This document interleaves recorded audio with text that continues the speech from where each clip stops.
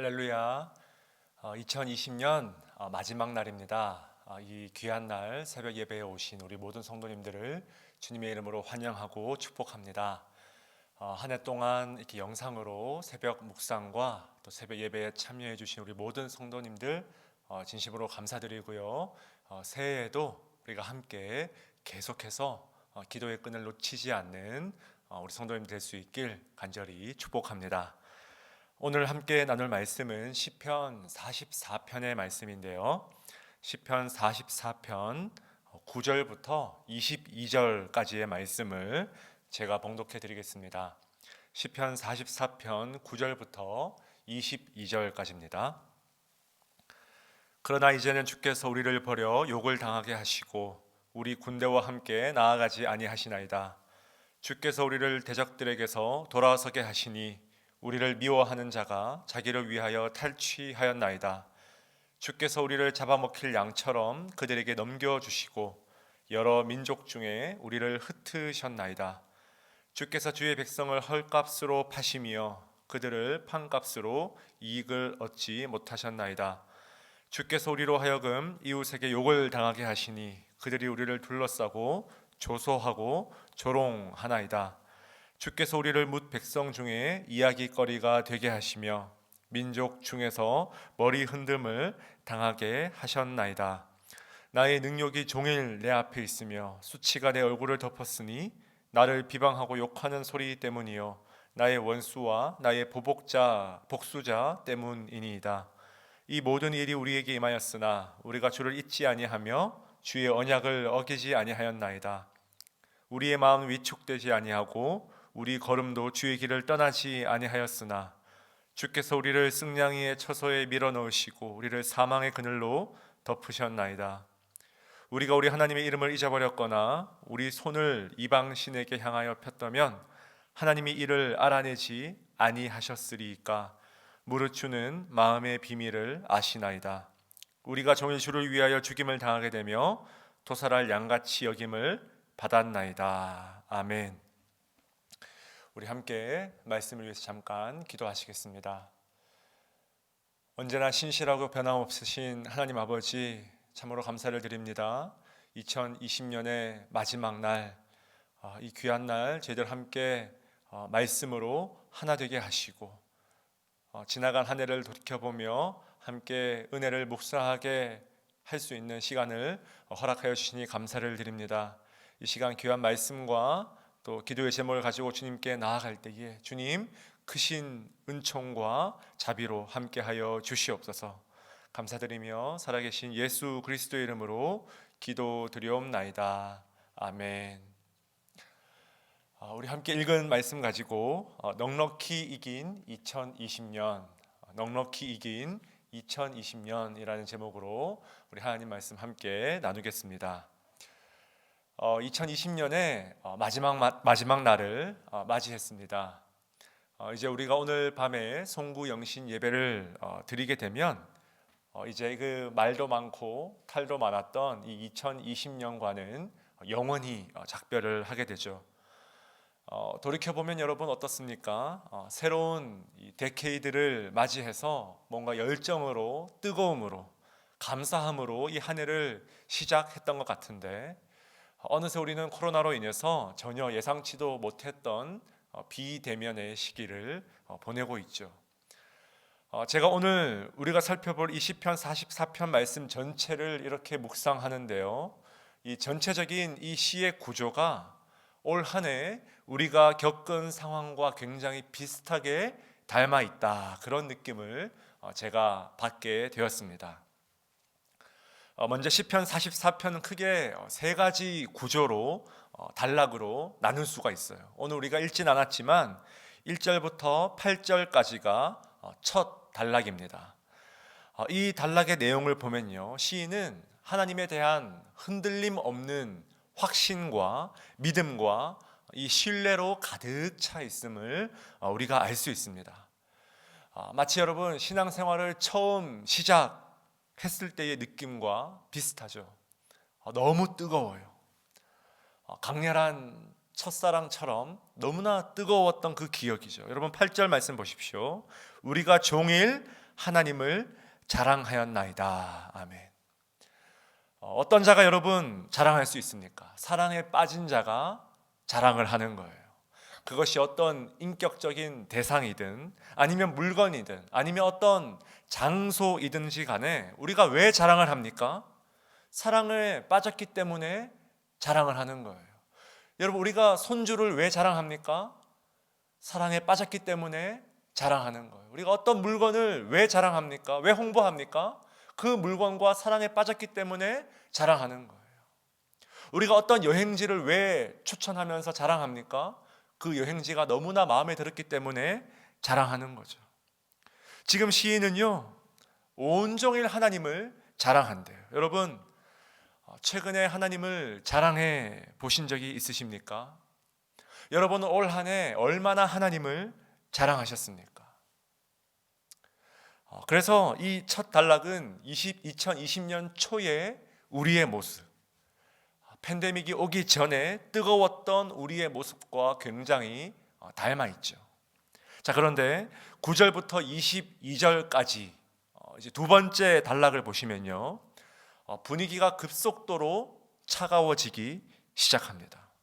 뜨거웠던 사랑이 말 그대로 이제 얼음장처럼 굳어 버렸다는 거예요. 여러분, 9절 말씀 어떻게 시작합니까? 그러나 이제는 내가 온종일 하나님을 자랑했던 이야기는 이제 이미 옛날 과거의 추억이 되어버렸다는 거예요. 그러나 이제는, 여러분, 올 한 해 우리가 가장 많이 했던 이 대화의 화법이 무엇입니까? 그때가 좋았는데, 자유롭게 마스크 없이 다니던, 마음껏 예배하던, 마음껏 사람을 만나고 소셜 어떤 활동을 하던 그때가 좋았는데, 이미 여러분 과거의 화법이 우리의 입술에 주된 내용이 되어버렸다는 거예요. 마찬가지죠. 그러나 이제는, 이유를 전혀 알 수 없는 이 위기 때문에 대체 하나님께서 왜 우리를 버리셨냐고 원망하는 장면이 시작됩니다. 온통 비참한 이야기들 뿐이에요. 대표적으로 14절 말씀 보십시오. 주께서 우리를 뭇 백성 중에서 이야기거리가 되게 하시며 민족 중에서 머리 흔들림을 당하게 하셨나이다. 여러분, 고대 근동에서 머리를 흔든다는 것은요, 조롱하고 비웃는 액션이었습니다. 우리도 어떻습니까? 누군가를 향해서 고개를 절레절레 흔들면 굉장히 기분이 나쁘죠. 마찬가지예요. 하나님의 택하신 백성이라 불렸던 이스라엘이 지금 완전히 망가져서 수치와 조롱의 시간을 보내고 있다는 거예요. 주변의 모든 국가들이 이 이스라엘을 무시하면서 수치와 조롱의 그런 표현을 던지는 그런 시기라는 겁니다. 여러분, 더 가슴 아픈 것은 무엇입니까? 대체 무엇 때문에, 왜 우리가 이렇게 어려운 시기를 겪어야 되는지를 모른다는 거예요. 사랑하는 여러분, 갑자기 왜 하필 2020년 봄에 코로나가 우리 곁을 찾아왔습니까? 하나님께서 왜 코로나를 허락하셔서 우리가 지금 예배도 함께 드리지 못하고 비대면의 시대를 살아가고 있습니까? 왜 송구영신 예배 때 함께 모여서 카운트다운을 외치지 못하며 마음껏 하나님을 찬양할 수 없습니까? 모른다는 거예요. 신앙인에게도 여러분, 재앙은 언제든지 찾아옵니다. 열심히 믿어도, 내 인생을 바쳐서 헌신해도 얼마든지 어려움을 당할 수 있다는 거예요. 그것도 이유를 알 수 없는 고통. 시인도 고백하죠. 17절 말씀 보십시오. 이 모든 일이 우리에게 임하였으나 우리가 주를 잊지 아니하며 주의 언약을 어기지 아니하였나이다. 이 18절 보십시오. 우리 걸음도 주의 길을 떠나지 아니하였으나, 말씀대로 잘 살아도 시련을 당할 수 있어요. 욥처럼 의롭게 살아도 얼마든지 어려움을 당할 수 있어요. 22절이 여러분 클라이막스죠. 우리가 종일 주를 위하여 죽임을 당하게 되며 도살할 양같이 여김을 받았나이다. 어떤 이는요, 주를 위하여 죽임을 당하게 됩니다. 이유를 도저히 알 수 없는 것이 여러분 의인의 죽음 아닙니까? 왜 의인이 죽어야 됩니까? 왜 의인이 고통을 당해야 합니까? 왜 의인이 시련을 겪어야 합니까? 주를 위한 죽음이 있다는 거예요. 우리 인생으로는 도저히 다 이해할 수 없는, 다 그 의미를 온전히 알 수 없는 주를 위한 죽음이 있다는 것입니다. 사랑하는 여러분, 방금 이 22절 말씀을 신약 성경에서 누가 그대로 인용합니까? 그렇죠. 사도 바울이 로마에서 핍박받는 그 그리스도인들을 위하여서 쓴 로마서 8장 36절에서 여러분 그대로 이 9절 말씀을 인용하지 않습니까? 사도 바울은 시편 44편의 맥락을 너무나 잘 이해하고 있는 거예요. 아무 생각 없이 그냥 이 구절을 뚝 떼와서 인용해서 갖다 붙인 것이 아니죠. 지금 이 시편 44편의 시인이 느꼈던 그 고통, 이유를 도저히 다 해석할 수 없는 주를 위한 그 고통을 로마의 핍박받는 그리스도인들도 지금 그대로 체험하고 있다는 것입니다. 그러나 여러분, 시편 44편의 마지막 단락은 이런 절망적인 어조로 끝이 나지 않죠. 23절부터 마지막까지 이제 마지막 세 번째 단락인데, 여러분 이 단락은 그럼에도 불구하고 여전히 하나님을 향한 강력한 소망의 선포로 끝이 나고 있습니다. 23절에 주여 깨소서 어찌하여 지금 주무시나이까. 26절에 일어나 우리를 도우소서 주의 인자하심으로 말미암아 우리를 구원하소서. 여러분 믿으십니까? 지금 우리의 상황이 아무리 절망적이고 비참하다 해도 우리의 기도는 반드시 이 소망의 선포로 끝이 나야 할 줄 여러분 믿으시기 바랍니다. 사도 바울도 마찬가지죠. 시편 44편 22절을 인용한 로마서 8장 36절 이후에 여러분 뭐라고 선포합니까? 소망장의 클라이막스를 향하여서 바울이 달려가고 있지 않습니까? 그러나 이 모든 일에 우리를 사랑하시는 이로 말미암아 우리가 넉넉히 이기느니라. 아멘. 그냥 이기는 것이 아닙니다. 넉넉히 이긴다는 것.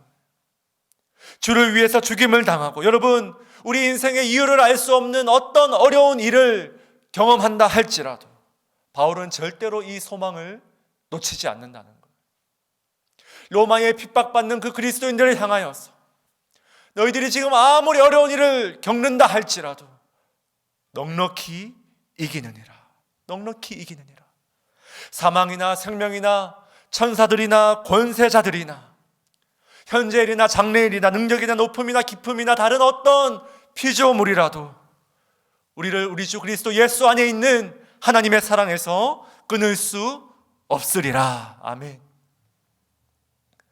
사랑하는 성도 여러분, 시편 44편의 영성과 바울의 깊은 이 영성을 통해서 우리가 무엇을 배워야 합니까?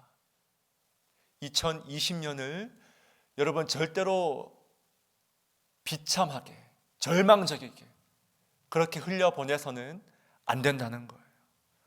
우리의 2020년 굴곡지고 혼란스럽고 위축되고 모든 것이 어려워졌다 할지라도 우리가 주님 안에서 이 소망을 가지는 한 우리는 앞으로 계속해서 넉넉히 이기게 될 것입니다.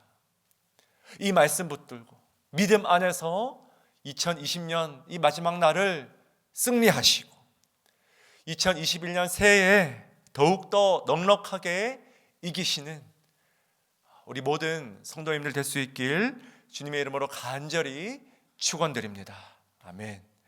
우리 함께 주신 말씀 마음에 새기며 함께 기도하길 원하는데요. 사랑하는 주님, 2020년 비록 어려웠다 할지라도 넉넉히 이기게 하시니 주님 참으로 감사를 드립니다. 이유를 알 수 없는 슬픔도, 이유를 알 수 없는 고통과 눈물도 하나님의 사랑에서 우리를 도저히 끊을 수 없음을 신뢰하게 하여 주시옵소서. 특히 여러분 오늘 저녁에 있을 송구 영신 예배를 위해서 함께 간절히 기도합시다. 주님, 사랑하는 담임 목사님의 말씀을 통하여서 한 해를 잘 정리하고 2021년을 향한 귀한 결단의 시간 될 수 있도록 주님 은혜를 더하여 주시옵소서. 아울러 몸이 아픈 지체들, 미국과 전 세계 온갖 각지에 흩어져 있는 우리의 가족, 또한 바울 청장년부 공동체를 위해서 여러분 집중적으로 기도해 주시기 바랍니다. 우리 함께 합심으로 기도하시겠습니다.